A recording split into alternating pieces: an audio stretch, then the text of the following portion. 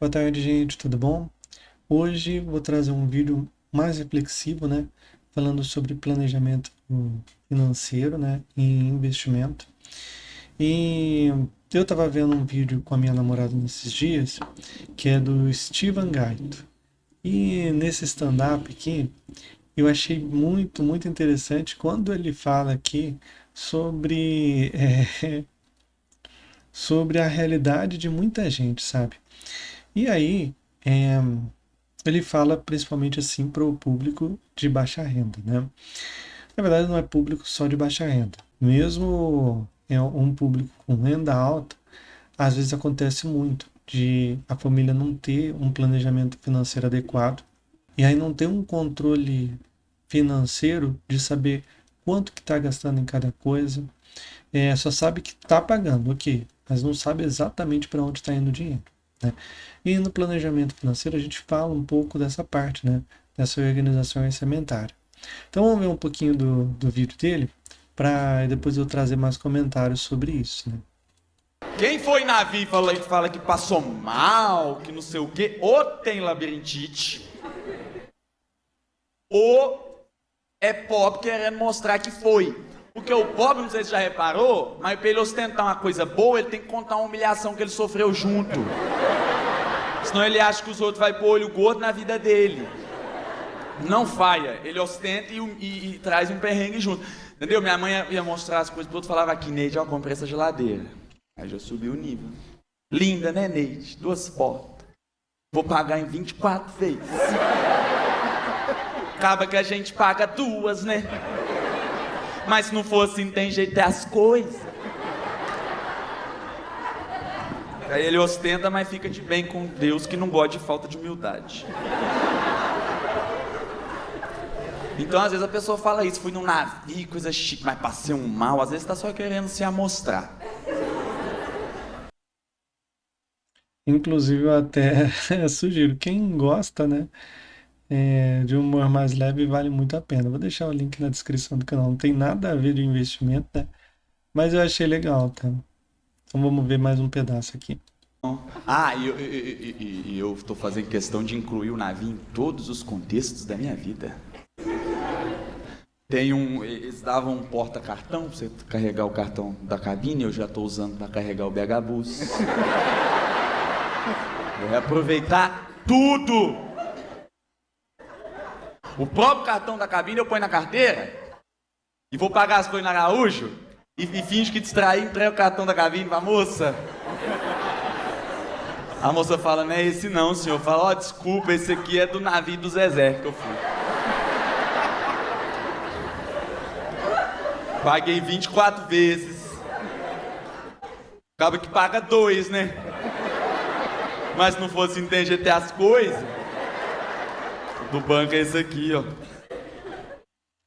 Eu achei interessante, né? Porque ele traz primeiro a situação da mãe, né? E depois ele traz a situação dele. E a nossa realidade financeira, muitas vezes, é assim mesmo, né? Você vê que a mesma coisa que ele contou, a história, né, que ele contou da mãe, né? É algo que ele faz também, né? De comprar parcelado, porque não existe outra forma, né? Só que o que a gente aprende depois com o planejamento financeiro é que existem outras formas.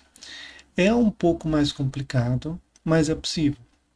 Então hoje eu queria trazer também a minha história, né? E meu pai e minha mãe, né? Eles se casaram, né? Com união de bens, né? E meu pai ele sempre foi mais controlado, né? Financeiramente, né? Ele não era de gastar e tudo mais. Então ele tinha um bom emprego num banco, o salário dele ia aumentando. E aí um dia ele chegou na agência e a agência tinha fechado já. E aí já estava todo mundo ali na rua e aí ele foi demitido, né? Então, esse momento ele já tinha minha irmã, né? Eu nasci 9 anos, a diferença entre eu e minha irmã são 9 anos, né? E foi muito chocante para ele. Então, depois disso, ele estudou bastante, né, para conseguir passar em um concurso público e ele ficou como funcionário público até quando ele faleceu, né? E a relação entre ele e minha mãe foi, assim, sempre muito boa, né? A relação entre os dois sempre foi muito boa. Só que financeiramente, eu noto que havia um certo atrito, porque nessa época ele ficou desempregado e minha mãe que sustentou a casa, né? A gente foi na casa, ficou na casa da minha avó lá em São Paulo, né? E ele ficou 3 anos desempregado. E ele fala que ele ia, procurava entrevista, procurava emprego, saía às vezes de manhã e não conseguia, né? Eu lembro que quando eu era adolescente, eu tinha visto uma pesquisa que falava que em média o brasileiro passa uns 3 anos desempregado mesmo. Então naquela época não era tão incomum, o desemprego estava alto, né? E aí ele, naquela situação, minha mãe começou a trabalhar como diarista, né? E sustentou a casa enquanto ele não passou no concurso. Depois que ele passou, estabilizou, a gente veio para São José do Rio Preto, aqui interior de São Paulo, né? Onde minha mãe, ela ficou mais do lar, né? Ela ainda trabalhou por um tempo, né, fora. Depois ela ficou, voltou a estudar, né? Até aí depois que eu nasci e tudo mais, né? Depois ela fez faculdade, deu aula, né, como professora, ela é formada em pedagogia e história. Então, uma vida assim de bastante luta, né? E graças a Deus de bastante superação também, né? E todas as vezes que eu saía com meu pai, né, a gente saía bastante para cortar o cabelo ou alguma outra coisa assim, para comer alguma coisa. Geralmente ele falava, ele reclamava que minha mãe gastava bastante, né? Era uma queixa que ele tinha, né? E eu entendo a relação dos dois ali, porque devido à situação dela, né, dele ficar desempregado, ela sustentar a casa, a dinâmica deles era realmente de união estável, né, com partilha total de bens, né? Então, eu entendo a situação dos dois. Minha mãe também não é uma pessoa gastona no sentido de esbanjar, né? De ostentar. Ela sempre comprou o necessário, né, para casa, né? Para o conforto, para o lar, para a família. Então eu entendo o lado dos dois, né? Quando ele faleceu, eu ajudei, graças a Deus, né? Eu consegui ajudar bastante minha família. Teve uma época que eu dava 50% do que eu recebia, né? Para a gente conseguir o apartamento.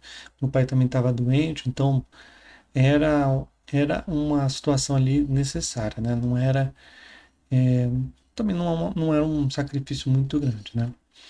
Depois que eu consegui o concurso da prefeitura, né, aqui de Rio Preto, né? E depois do falecimento do meu pai, eu e minha mãe, a gente se mudou, né, para um apartamento da MRV, onde ela reside até hoje, né? E nos primeiros dias a gente conversou sobre finanças. Eu falei, olha, mãe, o que a gente ganha dá tranquilo para a gente viver e sobrar. Então vamos fazer assim, vamos juntar um pouco as contas, a gente paga e o que sobrar a gente vai comprando as coisas que a gente quer e tal. E aí no outro dia eu lembro que ela comprou alguma coisa, né? Não lembro exatamente o que foi. Aí eu falei, mas mãe, a gente não tinha combinado de conversar, né? Aí ela falou, não, então, mas esse aí é o que eu vou pagar. Aí eu falei, olha, então vamos fazer assim, você me passa as contas que você quer e, e aí eu pago, né? E o resto, então, a gente divide assim. Ficamos assim. Ela ainda teve alguns problemas de se equilibrar financeiramente, né? Teve meses que ela precisou de ajuda. E quando ela precisou de ajuda, foi muito delicado, porque eu não tenho problema em se ela me passar uma conta, mais uma conta, alguma coisa assim, para eu ficar pagando. Mas pontualmente ela querer uma ajuda, entendeu? Por mais que ela possa me pagar futuramente, é algo que eu não cobraria, né? Por mais que ela possa me pagar futuramente, é uma coisa que me incomodava.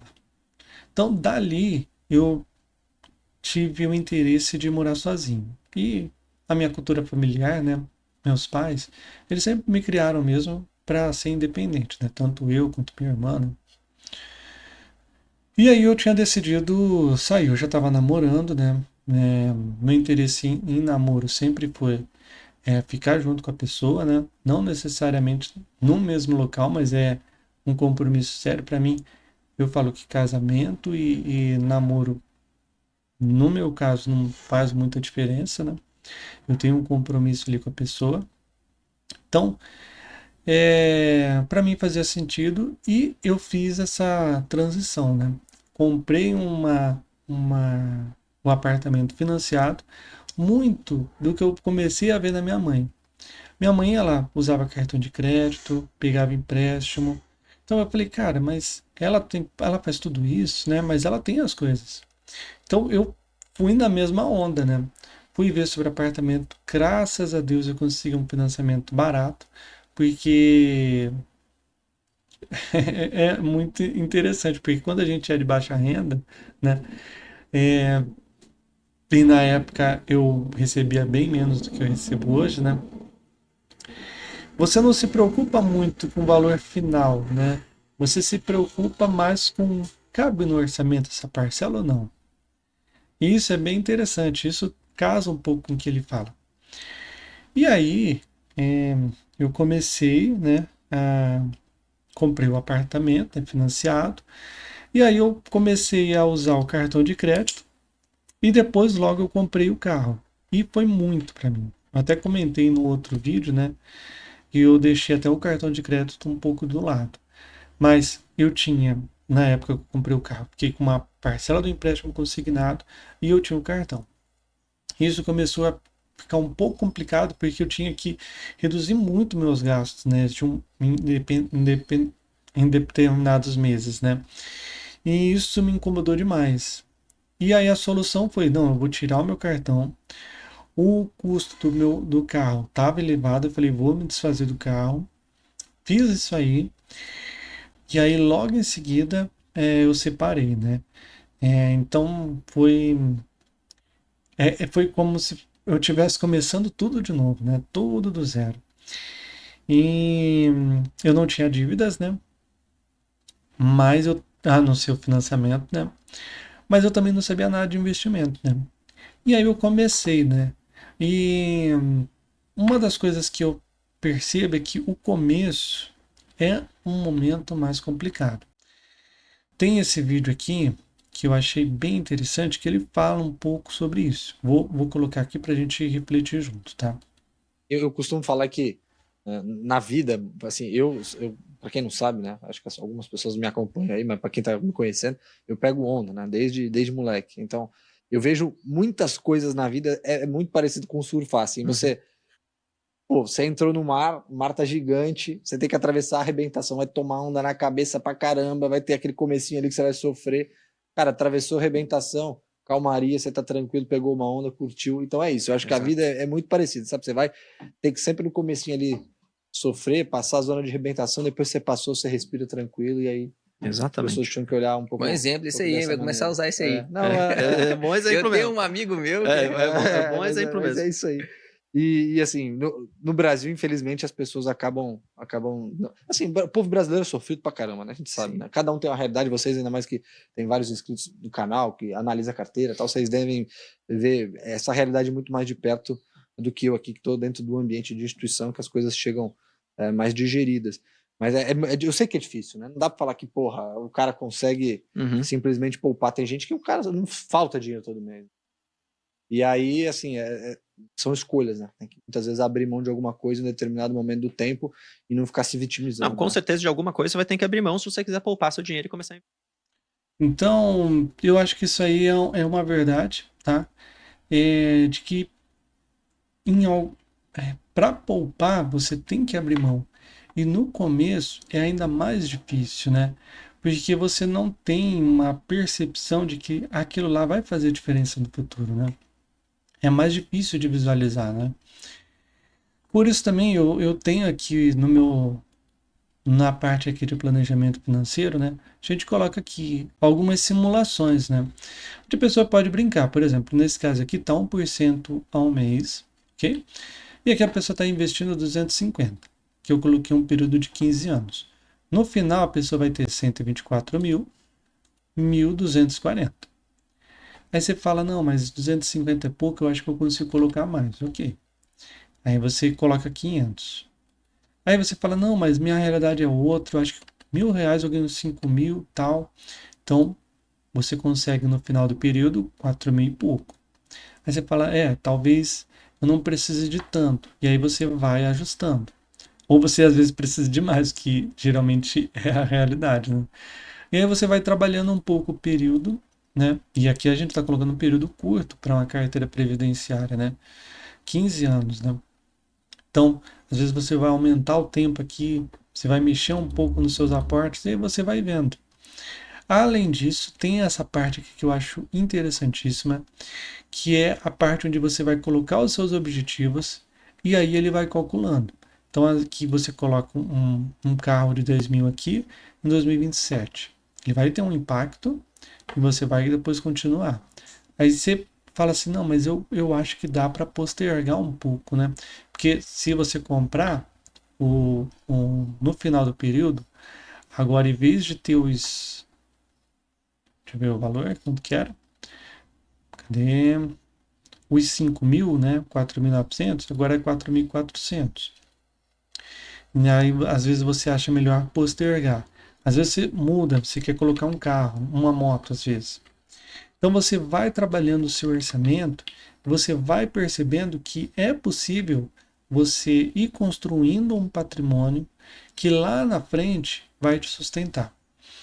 Como eu falei, período de 15 anos, para muita gente que às vezes está numa fase de vida mais madura, né? Às vezes é mais complicado.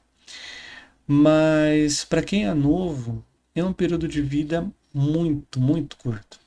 E aí chega um momento da sua vida, principalmente depois do primeiro, segundo ano ali, onde você percebe que o problema, né, não é mais se você vai aposentar, mas é quando você vai aposentar, né? Você começa a trabalhar com essa ideia, né, de quando que eu quero parar, né? Quando que eu quero alcançar a liberdade financeira? Porque às vezes você não quer parar de trabalhar, mas às vezes você quer ter uma segurança, né, além do seu trabalho. Então, às vezes você começa a trabalhar isso para lá na frente você ter essa segurança. Eu toco muito nesse ponto porque para mim é uma das coisas que mais muda o, a forma de você trabalhar e pensar o dinheiro. É claro que existem muitos perfis diferentes, né? Então, tem perfil, por exemplo, que ele não vai ter essa paciência, né?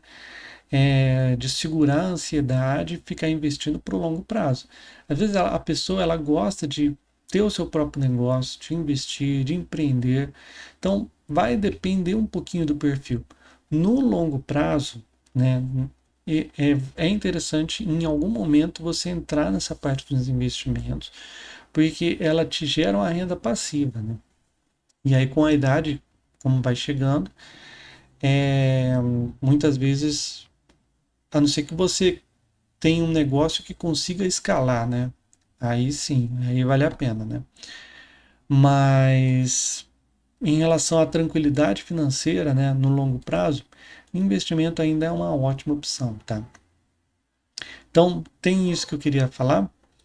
Tem, além, né, do trabalho de planejador financeiro que eu tenho, que eu falo, né, sobre isso, e a ideia é fazer junto com a pessoa, né, um planejamento que faça sentido. É claro que, como eu falei lá, eu passo por várias etapas e a gente foca principalmente na dor, né, do momento. Então, se a pessoa está com um orçamento negativo, está gastando mais, aí a gente vai trabalhar o orçamento da pessoa, né, focando depois no planejamento e, por último, em investimento, porque às vezes não faz sentido, né? Se a pessoa já tem um orçamento equilibrado, aí a gente vai focar mais nessa parte do planejamento e depois na parte dos investimentos, né? Se a pessoa já tem um planejamento, já tem um orçamento, aí a gente foca mais nos investimentos e na sucessão patrimonial. Então depende muito, né, da fase de vida que a pessoa está. Sobre o investimento, que eu sou meio que entusiasta, aqui tem o Bruno Rossolini, o canal dele é o mesmo nome, né? E aqui o Léo Alves, que aí ele tem o canal e até essa playlist aqui, que é a Deus INSS, que vale muito a pena ver, porque ele começa com esses aportes de 250 e ele vai criando uma carteira previdenciária. Assim, cada mês ele faz um vídeo, né? Muito, muito bom. Eu sugiro, se você tiver interesse, né, mais em investimentos, segue o canal dele, que ele fala bastante sobre essa parte, tá? Por último, eu queria só mostrar o meu gráfico de dividendo, né? É bem interessante, porque como eu falei, eu demorei um ano para alcançar R$ 100 de dividendo. Parece pouco, mas aqui eu tinha juntado R$ 10.000. E assim, foi muito, muito trabalhoso. Hoje eu tenho aproximadamente investido, aplicado, né, R$ 80.000. Não é muito, tá? Isso não me deixa rico mais de jeito nenhum, tô longe disso. Mas já é um caminho, né, trilhado. E você começa a perceber, principalmente do período, a força dos juros compostos. Você viu, eu demorei um ano para chegar em 10 mil. Agora eu estou no quarto ano, alcançando 80.000, 8 vezes mais. E meu aporte, ele não mudou muito. Mas os meus dividendos, eles ajudam bastante. Eu estava fazendo uma projeção assim para o ano que vem, já comecei a dar uma olhada. Assim, de maneira muito tranquila, eu chego nos 100.000 no ano que vem. Mas assim, muito fácil. Porque mesmo se eu reduzir meus aportes, com os meus dividendos, ele já chega no valor, entendeu? Então, você consegue, você consegue enxergar um pouco mais fácil, com o tempo, o efeito dos juros compostos, né? Como ele vão ajudando, como ele vai ajudando, né? Esse mês eu já vou receber 589. Aqui, como não acabou o mês, né? Tá no comecinho do mês, então eu não recebi todos, tá? Por isso tá um pouquinho menos do que o outro. Mas até o final do mês ele chega no provavelmente os 800 de novo. Bom, gente, acho que é isso. Lembrando sempre, quem gostou do vídeo, deixa o like, ajuda muito na distribuição dos vídeos, né? Se gostou mais ainda, se inscreva no canal. Eu sempre trago essas reflexões sobre planejamento financeiro e investimento, né? Investimento dentro, principalmente do planejamento financeiro. E eu estou trabalhando como planejador financeiro. Quem tiver interesse, no meu canal tem ali o link do meu Instagram, é só me mandar um direct lá, a gente marca uma reunião. Eu não cobro caro, tá? A ideia pelo menos inicialmente, né, é cobrar mensalmente R$ 100. Eu tenho que destacar esse inicialmente, né, porque é um período curto, né, de tempo que vai ser esses R$ 100. Ao longo do tempo, é normal eu ter que aumentar um pouco o valor, tá? Mas inicialmente, eu estou cobrando esse valor simbólico, né, de R$ 100 mensalmente. E a primeira reunião, como eu sempre falo, é gratuita, né? Então a gente conversa, bate um papo, a gente vê se os nossos objetivos estão alinhados, se o que eu vou passar faz sentido para você e a gente decide lá depois, tá bom? Acho que é isso. Espero que tenham gostado do vídeo. Eu fico por aqui. Um ótimo dia. Tchau, gente.